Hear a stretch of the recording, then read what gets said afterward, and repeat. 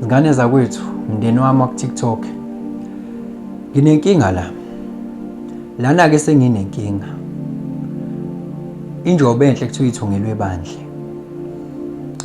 Sengiyilwe lenkinga ngedwa ngaze ngabona ukuthi angikwethulele yona. Nakuba ngumuntu okukhonzile ukusebenza ngasese aze anqobe. Ngiyaphuza ukucela usizo but manje I think it's the time. Ngibabonile abantu besizakala ku TikTok kwenziwa ama campaign, kuphostwa kwenziwani. I used to donate nami la kudonatewa khona but I never thought ukuthi ngelinye ilanga nami ngoma la ngithi ngiyacela ukudonatela because I used to think I can do all by myself. But before ngiqhubeke ngicela ukunika le advice. Uma uwumzali ozele ngiyacela ukuthi ungaphili sengazi ukuthi uzophila forever. Uma kukhona izinto ongayilungisile for izingane zakho, lokho akukwenza ube uncomfortable. Ngoba mhla wadlula emhlabeni, lezo zinto ziyokwenza lezo ngane ukuthi zihlupheke, zibe umtshingo bethu obani. Zohambe zincethezela wonke umuntu, ngisho obeyisitha sakho in the name of help. Mhlawumbe abanye benu bayazi ukuthi ngisebenza as an educator, uthisha. Njengoba nguthisha ke ngidila nezingane ezihlukene futhi eziphuma emakhaya ahlukene ezi-affectwa zinkinga ezahlukahlukene. Kusukela ngasekuqaleni kwalonyaka ngilwe indaba yokudocumenta abafundi ababili. Kunabafundi ababili abakhona la engisebenza khona abangena certificate, abangena pass, abayibona nje. Ungangibuzi ukuthi bafika kanjani kuma bangaphezulu ngoba umunye wenza ugrade 12 nje, lo munye usengemumva. Ngangibuza ukuthi ke bafika kanjani phezulu bengena certificate. Lo mbuzo nje usu irrelevant. Njengamanje inkinga esibhekene nayo ile yokuthi kumele bedocumenteke. Labantu engikhuluma ngabo abahlakaniphile bayadida. Yabona nje lo wenza ugrade 12 uphuma number 1. Udla imhlanganiso uthola certificate and ucapable ukuthola 5 to 7 distinctions. Indlela capable ngayo. I-capability engiyibona kuyona, that is why ngila. Otherwise bekuzoba nzima nami ukuthi ngisukume for umuntu ongazimisele ngempilo yakhe. Azidocumentiwe nje lezi zingane. Into eyenza kube inkinga ke manje ukuthi zidocumenteke. One, sezindala above 14. Home Affairs usibhula ngaphandle nangaphakathi ke uma ngabe usufika nengane esindala kanjalo ukuthi uzoyidocument. 2, umama walezi zingane. Lezi ngane azinamama zinababa. Zihlala ne stepmother.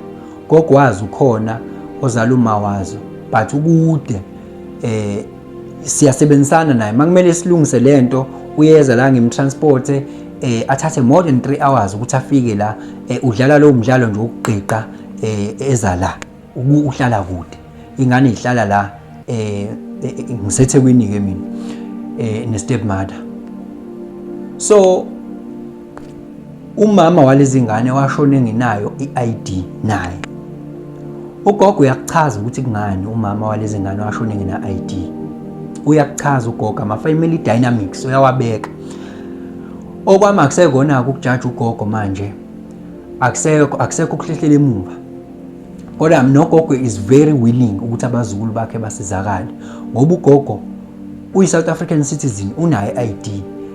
Engakwazi ukushayela lezi zingane certificate. Kodwa ayikho into exhumanisa ugogo nalezi zingane lapha ya kwi-tree bani, angazi ukuthi kwi-tree bani. Ngoba phela le ngane yashona kagogo ezala lezi zingane ayiveli lapha. So therefore ugogo ayikho into emxhumanisa nalezi zingane. Home Affairs ngayicabangela ukuthi okay, mhlawumbe ugogo nje kunento ayenzayo la, kuyathengwa phela ubuzwe manje, yabo. So kumele approve ugogo ukuthi lezi zingane impela abazukulu bakhe. Ugogo uzochaza ke achaze lento ayichazayo njengoba vele uyayichaza namanje. Kodwa kufuneka hard proof ukuthi abazukulu bakhe lapha. Ngoba lento sengiyilwe to the extent of court. Ngaze ngaye ecourt, icourt yayinikeza go ahead. Ngikwenzile okuningi ngikwenzile. Ngafuna ama proof of birth yalezi zingane la zazalelwa khona. Kuningi engikwenzile, kuningi.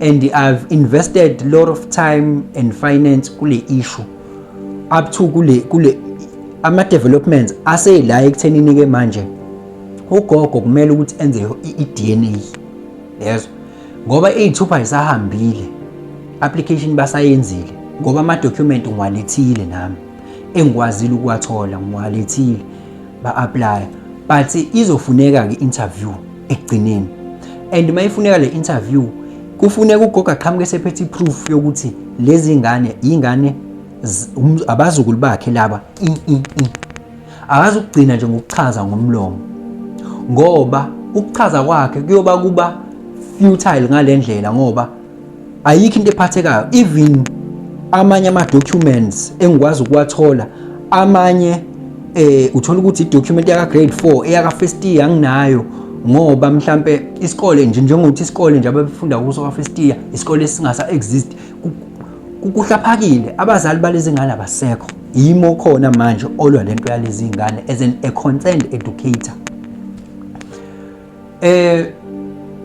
la ungena khona ke emndeni wami wa TikTok la ungena khona ngaphezulu ukuthi umndeni wami wa TikTok singabantu sonke simunye ngicela usize mina ukuthi ngisize lezi zingane kuyoba yini ukuthi sibe nengane eno abangaka engakwazi ukushintsha isimo sakubo kodwa ayinapasi yini eyokwazi ukuyenza lo ngane ngoba ngisho ngingathi I adopt umndeni ngoba nesimo sasekhaya sikho sihle i-step mother ahlala naso asisebenzi naso yabo ngisho ngathiwa uyazama ukuhlezi uthumela igrosa wenzani kodwa you have to heal and fix the problem. Don't give a man fish every day. You are just feeding him or her for that day, but teach a man how to fish. So that is why lezi ngane as documente ngoba ngizoma nazo mina to the level of university ngiyoma nazo kuze kube sekugcineni zikwazi ukushintsha isimo sakubo ngiyoma nazo noma inini kodwa ipass lifuna certificate. Lo muntu is turning 18 ngo August lo esiyakona August 17 if I'm not mistaken. Ngicela ningisize lezi ngane ukuthi zikwazi ukwenza iDNA nogogo. iDNA u4100. Ngiwenzile ama quotation lapha eWestville ngisazi ukuthi niya lokungane leya lab leya eWestville. u4100 beboba u3. Ugogo yilo mdala yilo mncane umntwana. u4100. Already vele sekuyasinda vele nakimi kancane. Sekuyasinda even emndeni wami wa TikTok ungacontributor to the extent yokuthi mhlawumbe inganeli mhlawumbe ishort noma ngo50% noma ngo30% kulungile ngokugcwalisela mina yabo ngoba already vele I've been assisting kule matter angeke beze bayithole ndawo le mali yokuyenza lento babheke mina and mina manje sengibheke wena njengoba le ndaba sekungeyethu nawe akuseyona yami sekuzomela ngibe transparent konke okuzokwenzeka ngizoku-update ama finances ukuthi ngiqoqe malini ngiyenze iDNA yathina ama results konke okwenzeka la ngizoku-update ama results engane masiqedile isikole konke ngizoku-update ukuthi mndeni wami wa TikTok nalo uhambe siluhambayo luyathelwa izithelo. Ngiyakucela ukuthi unginikelele ngikwazi ukuthi kuhlangane lo 4 uma iba extra futhi imali enikeliwe iyosiza futhi ngizokukhombisa iyosiza ukuthenini badle yabona ngoba nesimo sasekhaya phela akusona isimo esingathi mhlawumbe khona umuntu osebenzayo impela yabo. So ngiyacela ama details asebhange akwi-bio ngicela uklik nje lapho kule khungana yami kwi-profile kuthiwa yini i-bio uzowabona ama details lapho bese uyasenda Nkosi yami okusuka othandweni lakho phonsa ngenhla umukele ngezansi uzokubusiswa. If God is your infinite supplier, be fearless, uzoprovide. The energy we are sending out is the energy that is going to come back. I am the living testimony of that.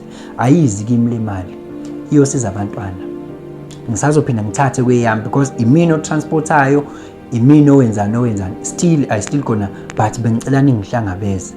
Ngiyabonga.